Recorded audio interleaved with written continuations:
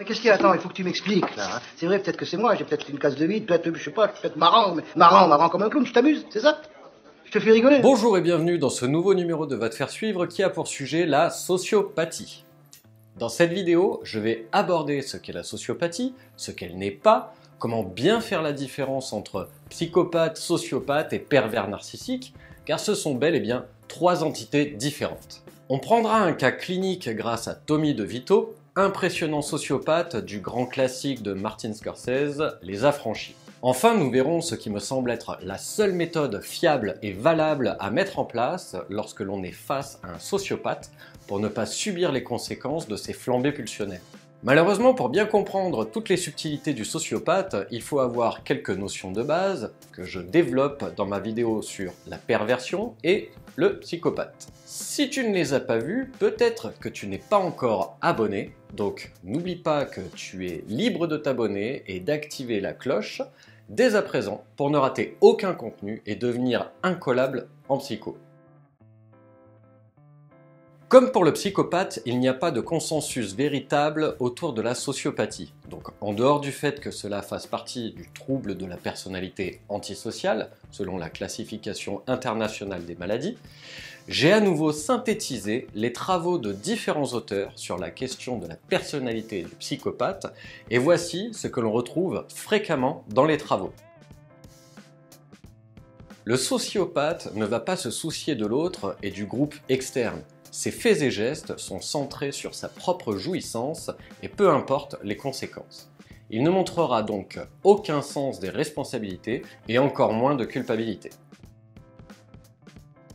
De la même façon, il va mentir constamment pour tout et n'importe quoi. Cela lui facilite la vie et peu importe ce que cela implique à autrui, s'il ment, c'est pour lui parce que ça l'arrange et c'est souvent lié à son propre profit. Sa capacité à ressentir ou penser les émotions des autres est proche de zéro. De même, se mettre à la place de l'autre lui est quasi impossible. On pourrait presque parler d'hyposensibilité. Il y a besoin d'émotions fortes et de beaucoup de stimulation. Cela crée un ennui chronique chez ces personnes et peut être tout autant à l'origine des conduites transgressives, dangereuses et toxicomanes. Voici un signe clé du sociopathe, son manque de self-control.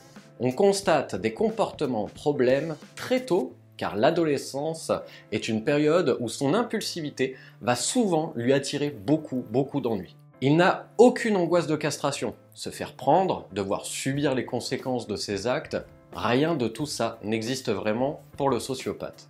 Cette impulsivité typique atteste des faibles capacités fantasmatiques du sociopathe. Dans la mesure où il ne peut pas penser les émotions, se représenter un vécu complexe, le passage à l'acte est la réponse naturelle et spontanée du sociopathe. C'est également par ce manque de réflexion, de remise à plus tard d'une réponse adaptée, que le sociopathe peut paraître bené pour ainsi dire, là où le psychopathe, lui, n'est pas soumis à l'émotionnel et aura une réponse froide et réfléchie. Le sociopathe passe à l'acte car il est débordé et ne peut que réagir aux stimulations.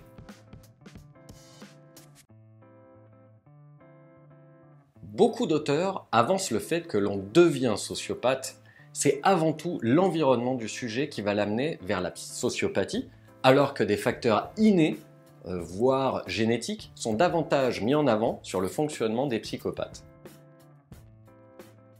Ça, c'est vraiment ce qui fait le plus consensus, son impulsivité et le manque de limites spécifiques au sociopathe. Le sociopathe voit rouge, il est soumis au débordement émotionnel. C'est davantage à prendre du côté d'un acquis développemental lié à son environnement. Si on veut schématiser au maximum, on peut dire que pour le psychopathe, le souci est dans son psychisme, dans un huis clos où l'autre est un dommage collatéral, alors que dans le cas du sociopathe, le problème est projeté sur la société, sur un autre qui va focaliser sa colère, son agressivité, mais pas seulement.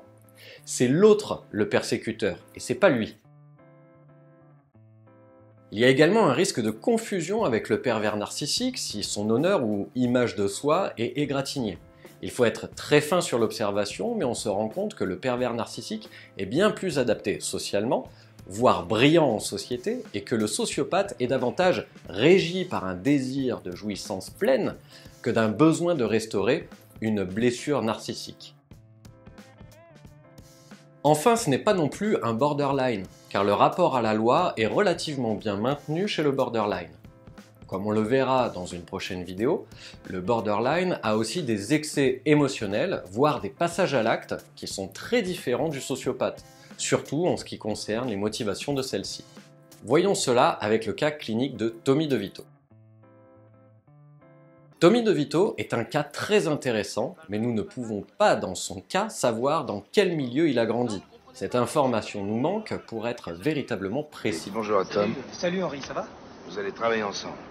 D'accord, c'est bon, ça roule. Bon. Même si l'on ne sait pas dans quelle mesure s'est passée son enfance, une chose est certaine, son adolescence se passe déjà dans le milieu mafieux, et si nous n'avons pas de faits concrets envers une violence infantile, on peut déjà être sûr que dès ce moment, il vit hors la loi et en décalage de la société. Il choisit très jeune un milieu et une vie que l'on peut qualifier d'antisocial. Panel émotionnel assez limité, colère, vengeance, agressivité majeure, mensonge, on ne peut absolument pas lui faire confiance. Il n'est pas du tout fiable.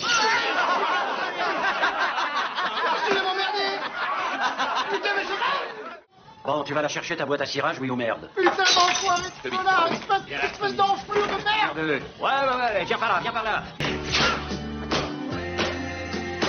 Je vais exploser sa grande gueule de merde! Merdeur! Bah non, il se bouge le cul! Ça va, et alors, je tuerai dans le pied, il va pas nous faire une pendule ce connard! Cet extrait en dit long sur sa capacité d'empathie. Je ne vais pas aller chercher plus Tu loin. vas pas en faire un fromage cette histoire, hein? T'as pas intérêt, pourri! Spider. Je vais me prendre la tête et je vais me dire, ah, putain, qu'est-ce que j'ai fait là? C'est un accident! Il n'a pas de remords suite à un comportement absolument débile. Il enfonce même le clou. Mais comme ça, c'est pas vrai, je rêve. On se demande où est le monde.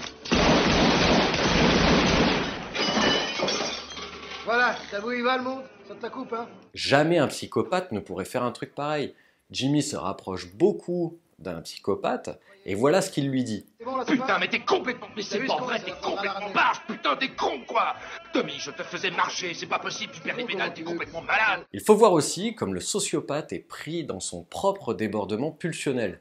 La rage qui ne demande qu'à sortir au moindre prétexte. Il cherche les prétextes, et ça, le psychopathe ne le fera pas non plus. On peut facilement soutenir qu'il n'est pas soumis à une angoisse de castration quelconque. Il ne craint ni la prison, ni les plus puissants et mieux placés que lui dans la hiérarchie mafieuse. C'est comme si la sanction n'existait pas pour lui. Courant, peut-être qu'on a oublié de le dire, c'est fini, je tire plus les pompes.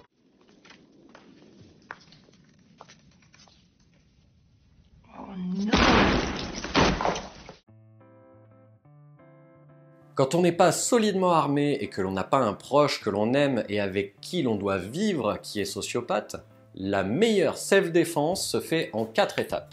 Connaître les signes et manifestations de la sociopathie et être en mesure de ne pas le confondre, comme évoqué plus tôt, avec un psychopathe ou un pervers narcissique.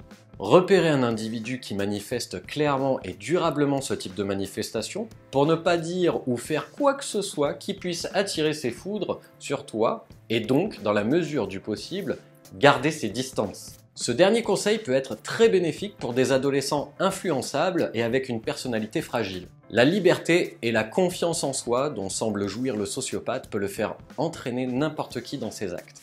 Ce nouveau numéro de Va te faire suivre est maintenant terminé. Si tu as appris des choses durant cette vidéo, merci de mettre un pouce, de t'abonner, d'activer la cloche et surtout partager la vidéo à un ou une amie qui sera intéressé par ce type de contenu. Enfin, n'oublie pas de me dire quelle est ta chanson préférée en commentaire et je serai ravi d'aller découvrir ta pépite, mais d'ici là, n'oublie pas que... Tu découvriras que beaucoup de vérités auxquelles nous tenons dépendent avant tout de notre propre point de vue.